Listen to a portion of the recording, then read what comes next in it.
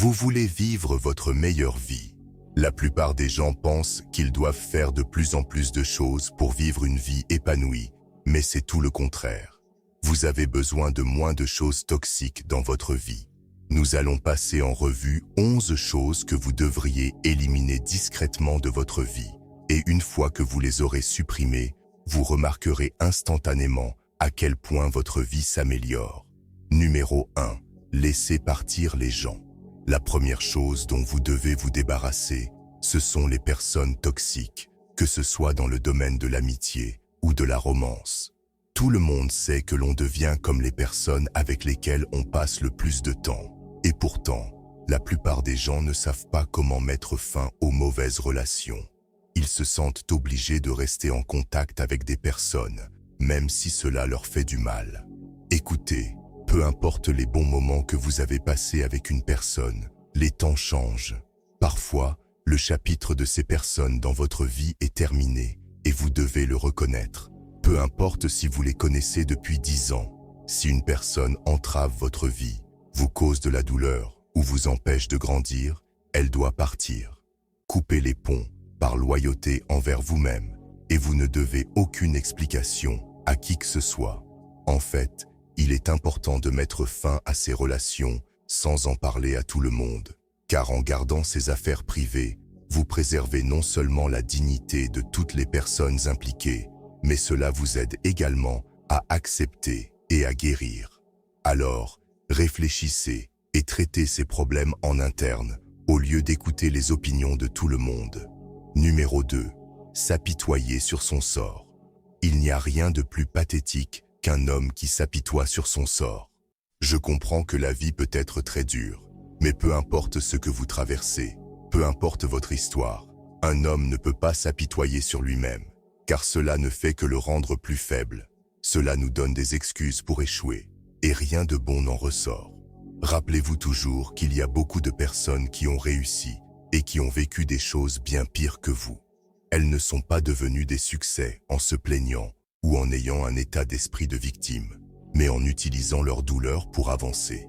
Alors, au lieu de vous apitoyer sur vous-même, utilisez votre douleur et élevez-vous au sommet.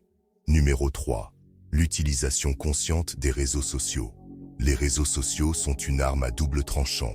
Vous pouvez apprendre beaucoup de choses, gagner beaucoup d'argent et améliorer considérablement votre vie grâce à eux. Mais vous pouvez aussi vous y perdre et vous y engloutir.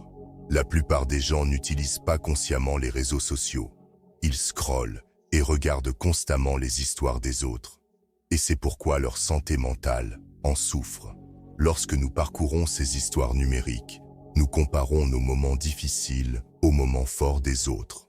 Cela nous rend insatisfaits et jaloux. Voyez-vous à quel point cela peut être nuisible? Il est donc important de limiter le temps que nous passons sur les réseaux sociaux. Considérez-les comme une bibliothèque que vous visitez avec un objectif précis. Entrez, trouvez ce dont vous avez besoin, que ce soit une connexion, de l'inspiration ou des informations, puis partez pour vous concentrer sur votre propre vie. Personnellement, j'ai des moments précis dans la journée où je ne suis pas autorisé à aller sur les réseaux sociaux. Ce sont des moments où je fais un travail approfondi, je m'entraîne ou je passe du temps avec mes proches.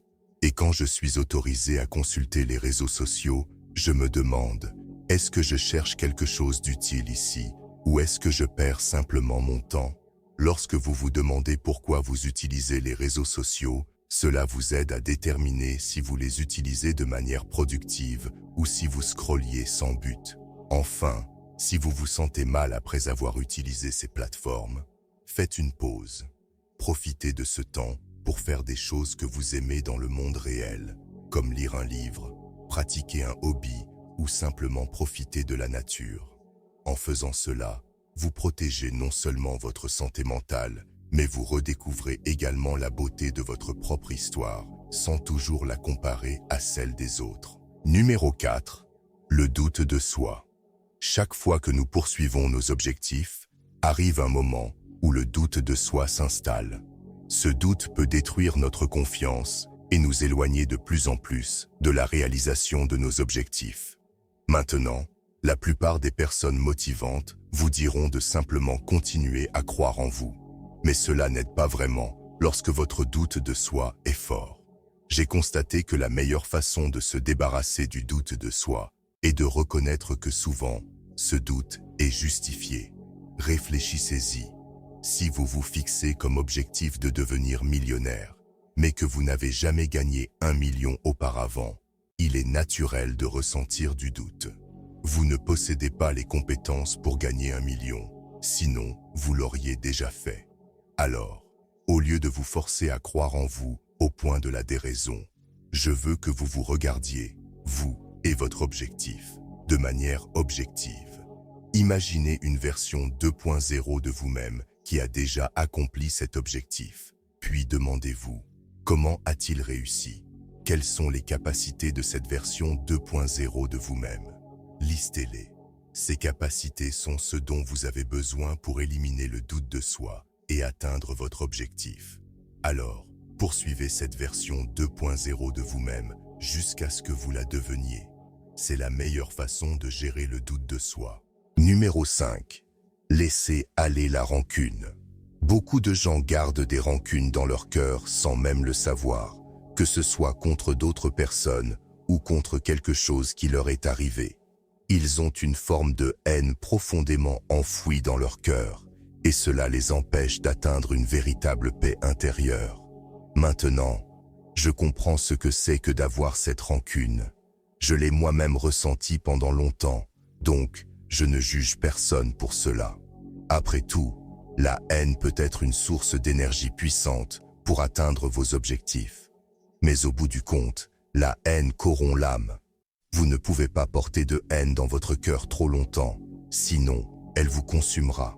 Alors, après avoir utilisé votre rancune et votre haine de manière productive, vous devez apprendre à les laisser partir. Apprenez à pardonner aux autres, non pas pour eux, mais comme un cadeau à vous-même. Le pardon est la véritable clé de la paix intérieure et du bonheur. Numéro 6. Éliminez le bruit. Il y a trop de bruit autour de nous, des actualités aux réseaux sociaux. Vous êtes bombardé d'informations en continu. Parfois, nous avons simplement besoin de faire taire ce bruit. Prenez un moment de calme. Éteignez votre téléphone. Trouvez un endroit tranquille. Prenez une tasse de café ou de thé et réfléchissez à des choses ou ne pensez à rien du tout. Vous serez surpris de voir combien de solutions vous trouverez dans le silence. Numéro 7. Évitez de se comparer constamment aux autres. La plupart des gens se comparent constamment aux autres, et c'est pourquoi ils restent malheureux. Écoutez, mais cela peut rapidement devenir une habitude malsaine. Pourquoi? Parce qu'au lieu de se concentrer sur notre propre croissance et nos réalisations, nous pouvons devenir obsédés par ce que les autres font et comment ils le font. Ce type de comparaison est non seulement improductif, mais il peut également entraîner des sentiments d'infériorité. Nous devons reconnaître que le parcours de chacun est unique, et ce qui fonctionne pour quelqu'un d'autre ne fonctionnera pas nécessairement pour nous. Nous avons tous des parcours et des chemins de vie différents, et il est important de se rappeler que le parcours de chaque personne est unique. Au lieu de vous comparer constamment aux autres, concentrez-vous sur votre propre parcours et votre propre but. Maintenant, je tiens à souligner qu'il n'y a rien de mal à se comparer si vous êtes en compétition avec un autre homme. Mais si vous n'êtes pas en compétition, ne vous comparez pas aux autres. La comparaison est un voleur de joie, et elle ne sert qu'à apporter un stress et une insatisfaction inutile dans votre vie. Embrassez vos propres forces et talents, et efforcez-vous d'être la meilleure version de vous-même. Rappelez-vous que le succès et le bonheur ne se mesurent pas à la façon dont vous vous comparez aux autres, mais à la façon dont vous vous sentez épanoui et satisfait de vos propres réalisations. Alors, abandonnez l'envie de vous comparer et concentrez-vous plutôt sur votre croissance personnelle. Numéro 8. Évitez de parler mal des autres. Nous vivons à une époque où les hommes commèrent plus que les petites filles, et cela peut sembler innocent. Mais les commérages sont assez sombres. Réfléchissez-y. Lorsque vous parlez mal d'une autre personne, Vous l'assassinez en quelque sorte. Vous ne l'assassinez peut-être pas physiquement, en lui prenant la vie, mais vous assassinez son caractère. Les gens acceptent souvent les commérages qu'ils ont entendus comme des vérités. En plus de cela, les mots négatifs se propagent comme une traînée de poudre. Aussi basique que cela puisse paraître, avant de parler de quelqu'un, demandez-vous simplement « Est-ce que j'aimerais que cela soit dit sur moi ?» Si la réponse est non, taisez-vous. Même lorsque tous ceux qui vous entourent commèrent, ne les rejoignez pas. Entourez-vous plutôt de personnes qui valorisent la positivité et l'authenticité dans les interactions. Ensemble, vous pouvez créer une culture de conversation respectueuse et productive, ce qui vous aidera à progresser dans la vie. Numéro 9. Attendre le moment parfait. La plupart des gens attendent le moment parfait pour tout. Le moment parfait pour démarrer une nouvelle entreprise. Le moment parfait pour avoir des enfants avec leur femme. Le moment parfait pour rompre une habitude. Devinez quoi? Le moment parfait n'arrive jamais. Il n'existe pas. Alors, faites simplement ce que vous devez faire au lieu de procrastiner. Numéro 10. Ne pas se prendre trop au sérieux. En ce qui concerne vos objectifs, vous devez être très discipliné et sérieux. Mais il y a aussi des moments pour rire et profiter du voyage. Rire est sain et cela élimine le stress. Cette joie vous rend également plus énergique et détendu, ce qui peut vous aider à atteindre vos objectifs.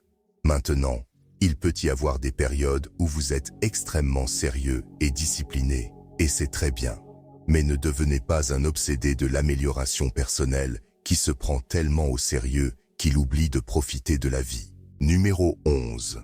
Laissez aller le passé. Il ne réalise pas que le passé est terminé. Écoutez, la seule raison de revenir sur le passé est s'il y a des leçons à en tirer. Mais après avoir appris ces leçons, il est temps de passer à autre chose. Le moment qui compte le plus dans nos vies est maintenant. Et seul un fou laisserait le moment présent passer à côté. Je sais que cela semble cliché, mais il n'y a rien que vous puissiez changer dans le passé. C'est déjà terminé. Le seul moment sur lequel vous pouvez agir et changer pour le mieux, c'est maintenant. Au fait, si vous voulez progresser dans la vie, n'oubliez pas de montrer un peu d'amour en cliquant sur le bouton « J'aime » et en vous abonnant. À la prochaine.